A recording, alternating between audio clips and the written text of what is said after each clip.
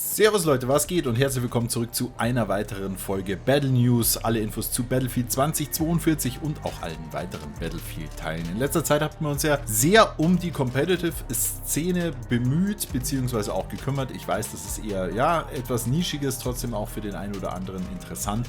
Jetzt kommen wir aber wieder zurück zu den kleinen, aber feinen Informationen und News, die wir zu Battlefield 2042 aktuell vorliegen haben. Ich gehe einmal mit euch durch, was wir heute besprechen wollen. Das sind einmal die neuen Weekly Missions und was ihr grinden könnt. Welche neuen bzw. gefeaturten Portal-Modi haben es wieder ins Spiel geschafft. Dann hat sich der Game Director von Battlefield 2042 zu einem neu aufgebauten Entwicklungsstudio gemeldet. Das schauen wir uns an. Wir checken einmal den Performance-Patch für alle, die auf Xbox unterwegs sind. Es haben sich leider nach dem Update 3.3 auch wieder neue Bugs eingeschlichen. Auch das werden wir einmal gemeinsam checken. Und ist es endlich soweit, dass wir im Portal-Modus jetzt volle XP erreichen können? Da hat sich auch was getan. Also, ich freue mich, wenn ihr mit am Start bleibt und wir legen gleich los mit den wöchentlichen Missionen. Diese Woche können wir also den Kobalt-Beschützer-Skin für Irish freischalten. Ja, ich sag mal so, jedem, dem das gefällt. Ich denke, der Kapuzen-Skin ist mit Abstand noch der niceste vom Irish, aber klar, Skins nehmen wir mit. Es ist auch nicht sonderlich schwierig, das abzuleisten. Und zwar müsst ihr einmal Gesundheit regenerieren für Teammitglieder oder Fahrzeuge, Ordensbänder erhalten und Gegner eliminieren. Also das geht alles relativ easy im laufenden Spielbetrieb. Da muss man nichts besonders beachten. Deswegen gehen wir da auch relativ fix drüber und kümmern uns jetzt mal um die Spielmodi, die es wieder gefeatured im Portal reingeschafft haben. Und zwar haben wir da einmal Gunmaster im Battlefield 2042 Format. Also den Modus Gunmaster kennen wir mittlerweile. Diesmal mit Battlefield 2042 Waffen wieder zurück. Dann haben wir Team Deathmatch. Oh Wunder, ist wieder zurückgekehrt. Allerdings nicht allgemein, sondern Bad Company 2 vs.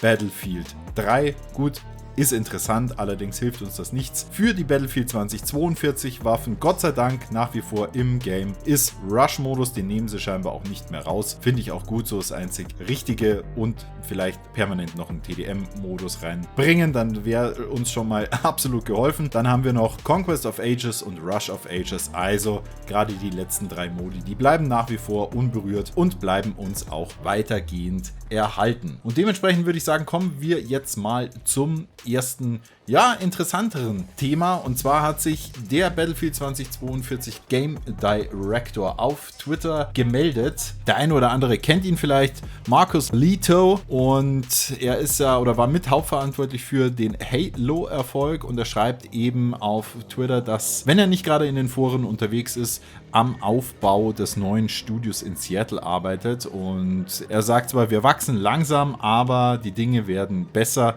Und das ist vielleicht auch so ein kleines Zeichen dafür, dass er noch gar nicht so richtig in die Thematik eingetaucht ist, außer dass er Foren liest. Also das bedeutet auch, dass an den Verbesserungen, die er eigentlich so versprochen hat, dass da noch gar nicht wirklich gearbeitet wird, weil dafür baut er jetzt erstmal ein Studio aus. Also für alle, die meinen, bei Battlefield 2042 hätten wir schon genug Geduld gehabt, stellt euch auf noch längere Wartezeiten ein. Ich bin ja mal gespannt, was deren Ansatz ist, ob sie es noch irgendwie gedriftet bekommen oder ob da auch überhaupt intern noch die Motivation ist, das Spiel umzubiegen oder ob das alles nur Hinhaltetaktik ist und dann am Ende des Tages sowieso kommt. Content is cut und we're working on the next project oder irgendwie so. Könnt ihr mir eure Meinung gerne an der Stelle mal in die Kommentare packen. Und wir machen weiter mit dem Performance Patch für Xbox. Also da gibt es jetzt keine gesonderten Patch Notes in dem Sinne, aber es soll an der Performance gerade für die Xbox-Player nochmal was optimiert worden sein. Also die 2, 3, 4 Xbox-User, die ich in meiner Community habe, die können das auch bestätigen, dass da auf jeden Fall eine Verbesserung stattgefunden hat und dementsprechend scheint es was gebracht zu haben. Dafür gibt es natürlich nach dem Update 3.3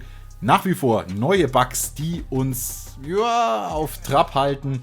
Ich weiß nicht, der eine oder andere von euch, der vielleicht auf Reddit unterwegs ist, hat da schon Videos dazu gesehen. Ich blende euch das an der Stelle auch ganz einfach mal ein. Und zwar geht es darum, dass wenn ihr in eine Runde rein startet und aus dem Transport-Heli aussteigt, also zum Beispiel, ihr bekommt jetzt kein eigenes Fahrzeug ab, sondern müsst aus einem bestehenden Transport-Heli aussteigen, seid ihr sofort in der Dead Zone und fahrt Gott sei Dank mit dem neuen Scoreboard auch erstmal den ersten Dead ein, ohne dass ihr was dafür bzw. dagegen gemacht habt. Also alles nicht so sonderlich gut, aber was ist im Zusammenhang vom Battlefield aktuell schon sonderlich gut? Alles schwierig. Also für all diejenigen, die noch bei Battlefield 2042 am Start sind, ja, für euch ist das Video bzw. für alle, die es vielleicht auch nicht mehr aktiv spielen, aber trotzdem auf dem laufenden Stand bleiben möchten. Dementsprechend seid ihr jetzt auch wieder auf diesem genau aktuellen Stand. Viel mehr gibt es dazu nicht zu sagen aktuell. Wenn es natürlich wieder neue News gibt, spätestens nächste Woche mache ich euch wieder eine komplette Folge fertig bzw. ready. Und bis dahin,